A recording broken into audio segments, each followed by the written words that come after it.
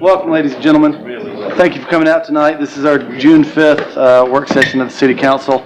Let the record show that all are present with the exception of Mr. Dickinson. He'll be running a little bit behind. Let's go ahead and move into the City Administrator update, please. Sure. A couple quick points here. It's not on the agenda, but will be for June 12th. We'll have a MEAG bond validation before you. That's a timely issue so that we can all save a little bit of money through MEAG. Legal's going through that right now, but that will be on agenda next week.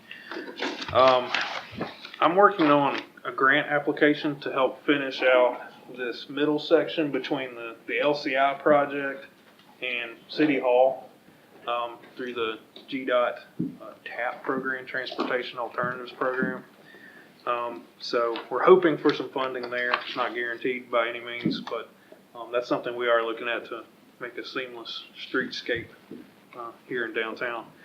And speaking of the LCI, we finally got our notice to proceed on Friday. And what that means is the contractor is allowed to turn dirt, and that contractor will be fully mobilized and ready to turn dirt on the LCI on August 6th. Perfect. That's all I got for you right now. Thank you. Let's move to Mr. Bailey for Central Services update, please. Thank you, sir. Real quick, just an update. Childers Park. Y'all know the dog park's been closed for a month and a half, 2 months now. That was started today for completion. We finally quit raining. So we'll have sod, mulch, everything done. Hopefully the fence is back up middle of next week, open. Then we're going to pressure wash sidewalks, clean everything up, mulch the interior part, and then actually talk with the master gardeners, I believe, about doing a type of tree walk kind of part within the park itself, maybe on the hill area and whatnot, to where we can do the different types of trees that we have in this area just as a learning tool that they can use for different clubs. Pilot Park, the community garden on our end is finished. We've got our first meeting with the organization that's actually going to set everything up this coming Monday. So hopefully that's going sometime middle of the month. Grass cutting too, Childers Park cemeteries is going to start on a weekly basis. So those should look a lot neater as we start growing a little more with all the rain, sunshine.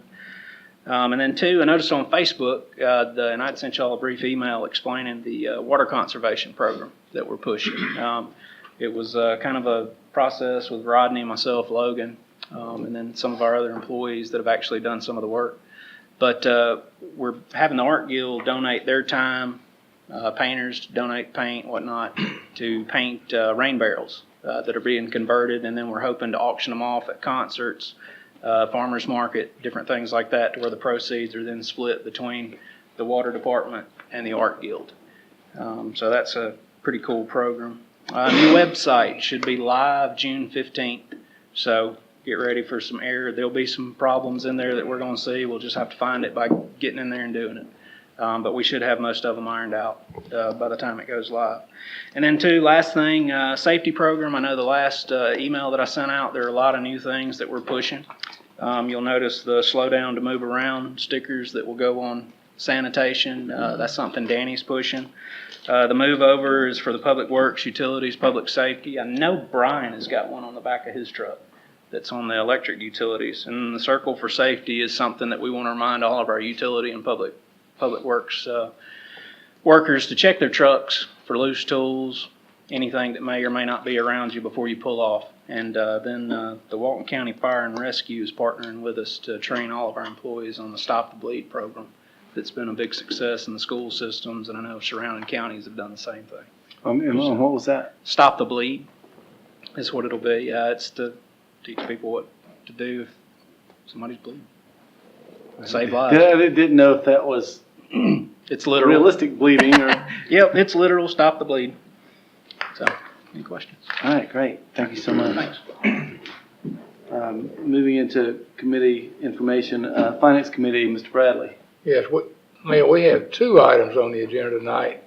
Both are reports. Neither will take any action on, but both are important reports. I'm going to ask Ms. Thompson if she'll give the monthly report first.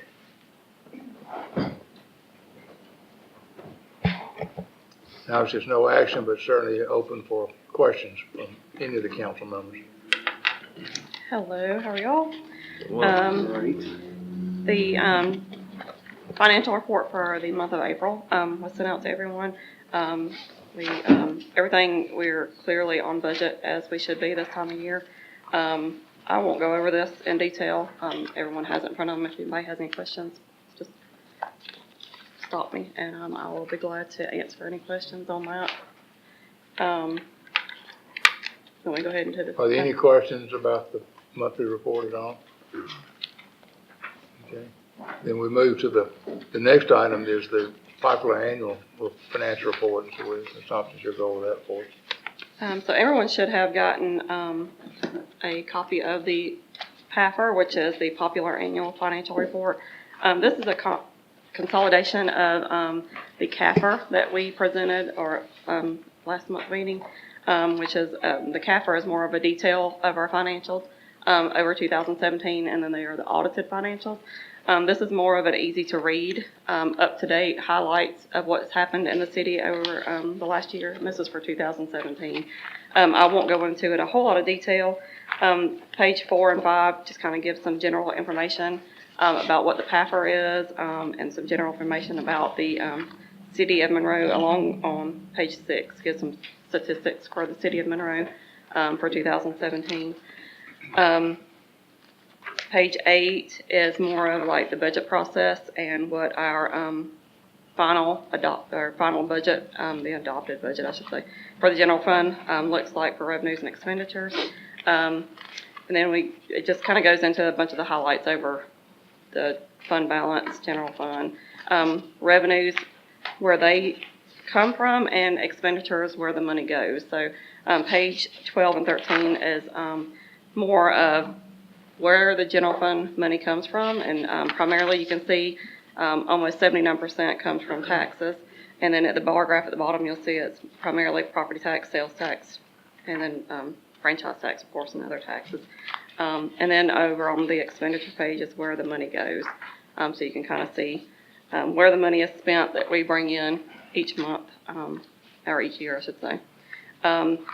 And then it goes over, enterprise fund is more of utility and solid waste that is separate from the general fund. And then over on page 18 is our sales and property tax collections and our property millage rate. As you can see, our property millage rate for the city of Monroe has declined over the last several years, which is something that y'all should be proud of, as all other areas around us are continually increasing their millage rate, which therefore increases property taxes. Y'all have been able to roll those back, and we actually, since 2010, have gradually decreased that millage rate each year. And so that bar graph on the bottom kind of shows that. It doesn't really show it a whole lot of detail. If anyone wants to see that more in detail, that you can look at the CAFR. They're both on our website. But our current millage rate for 2017 was at 7.421 mills, which is, like I said, drastically lower than it has been since 2010. So, which is something to be proud of. And then on page 19, just gives some highlights of what we're looking to going forward as the city grows, and our long-term planning, the economy, and the major initiatives going forward for the city of Monroe. Page 20 just highlights the awards that we have been proud to receive over the years, and in 2017 we did receive the GFOA award for the CAFR, and the Distinguished Budget Award. And that is pretty much it on the CAFR itself. In the finance department, this past month, we have fully implemented the fraud filter, positive pay, and the ACH fraud filter at our bank that I had told y'all about a couple of months ago. So we are definitely up and running on that, and live, and everything seems to be going smooth. We haven't had any issues with that. We have fulfilled the cashier position in customer service that was left open, so we are fully staffed in our customer service area. And we are working to get everyone into some additional training outside of the regular training that we do for all new hires, because we do have several new people in our customer service department over the last couple of years that haven't had outsourced training. So we're looking into doing that over the next couple of months. I am working closely with our department heads to start working on their 5-year CIP budget. So I have gotten with all of them, and we will be getting together over the next couple of weeks to make sure we get that ball rolling. And Tyler Software, which is our new software of all our modules, was here on site for the last 2 days this week, and they started with code to start their training and not really in the implementation, but they're in their initial implementation. They should be going live in the next couple of months. And that is all I have. Anyone have any questions? Regarding, I wanted to ask, on page 12 of that bar graph, I assume that the transfer from utilities is not included in franchise tax, but would be in other revenues. Is that right? Yeah, the transfers are not included in the tax. No, they're not. So the other revenues is primarily the transfer in utility. Because I believe it was, what, million? The transfers are not included almost at all. That's not counted as revenue to the general fund? It is, but it's not included on this page right here. Okay. It is included over on page 11, and those bar graph transfers are included in that. But just to show the actual revenues that come from outside brought into the general fund is not included on page 12. And I think it's noted up in the paragraph. Okay. Yeah, transfers are not included in revenues on this page, but over on page 11, transfers are included in revenues in this. Beth, you were talking about the new software package. When are we going to be able to go to that annual average budgeting for months? That will be part of the utility billing module, and that is expected to go live in February of 2019. Thank you. It's hard to say. It seems like that's so far away, but that's not. That is the go live date is, and I don't have those dates in front of me, but it is the middle of February. So we're hoping to implement that soon afterwards. Yeah, the levelized billing may take a couple months for us to stand up as a separate component after we go live. Well, not knowing what to call it, I'm glad you knew exactly what my description Yeah. was meaning. Yeah, and we will, once we get that in place and we have all of our users up and running on the new software and comfortable with it, we'll implement that, but we will get the word out to our customers. We'll do some billing inserts. We'll put it on social media that is available for those customers who can take advantage of it. Yes, ma'am. Any other questions? I just want to commend you for this report because it's an easy to read report, easy to understand without all the details of normal accounting reports. And this is available to any of our citizens that would like to see it. It is. It's on our website, and we have extra copies printed that if they just contact us, we'll be glad to get And it. obviously the media people have access to it. Great. Thank you very much. That's all we have, Mr. Mayor. Thank you. Thank you, Beth. Thank you, Mr. Bradley. Moving forward to the airport committee, please, Mr. Garrett. Chris? Real quick on the airport, and we'll discuss in a minute the East Apron rehab and expansion, and then the West Apron changes that we're going to make, taxiway areas. But avgas sales, even though we had about 40 days and 40 nights of rain in May, still held fairly consistent with the rest of the year. We had 99 transactions, price increase at 20 cents a gallon. Still stayed pretty level, and we actually made a little bit more money even though costs continue to rise for us. So, providing any questions, that's about all I got right this second. I'll discuss more when I get back up here. Okay. Any questions? Any comments? Being none, thank you. If you don't mind, I'd like to introduce Bill Scott. He's with Scott of Monroe. Bill, do you mind coming up for me, please, sir?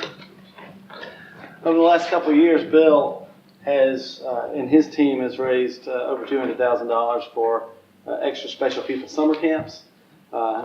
he did that with the help of all the teams and pilots out at the airport, offering free rides. I don't know if you're teaching people how to skydive that particular day or not. Kind of. This year, $106,000 was raised, Yes. and that was opening day of the farmers market. We also had kids' activities that day, and it was a great time to be in downtown Monroe. Bill, I'd like to present you with this, please, sir. Skydive Monroe experienced the thrill. Thanking Bill Scott for his tireless efforts and dedication to the people of Monroe and Walton County. Thank you so much.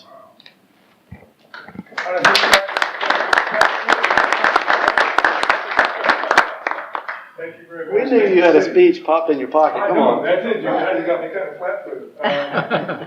You know, we've come a long way, the city has come a long way with skydiving and helping me, and it's worked out. And I just can't thank the city council and everybody that's been involved enough to do this. And it's taken you guys to let me do that, and thank you very much. It's been a good haul, and we're gonna keep going, so, We're planning on it. my word, yeah, thank you. Thank you for Yeah. your part. Yes, sir. Wow. Thanks, Bill.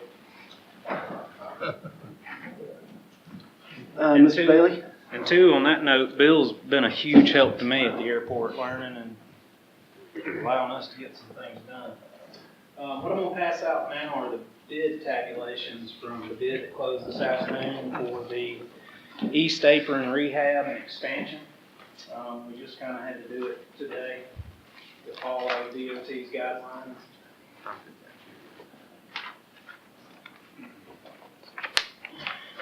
And the number is as large as it appears. And I'm gonna go through and explain this the best I can and explain the process that we're gonna go through to hopefully get this done with the grant funding from the federal government and at the state level. As you can see, I'll explain what the different alternates were. The base itself was the rehab of the existing East Apron, and then the actual dirt foundation preparation for paving for the expansion area.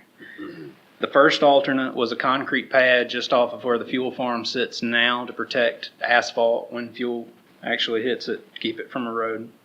Alternate 2 was piping the ditch that will be between the apron and the taxiway from in front of where the FBO building sits now down to where Virgil Williams Hangar is.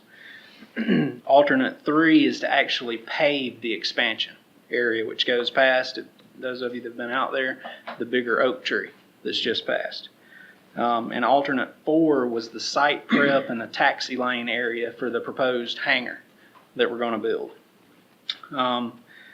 Low bid came in at $1.5 million for all of those items. A little bit higher than what we expected. The idea of what we're going to try to do is all of this hopefully will fall into the 75-25 money that we get from the state and the federal government. So the city would actually be responsible for 25% of that $1.5 million. We are going to drop off alternate 4 unless the DOT tells us that they will fund that at a 75-25 level. And we're going to turn around and rebid that out with the actual hangar bid. So that is just paving, piping for drain, runoff, and everything for what we will build in the hangar, because we've already got the contract underway to bid that and to build it.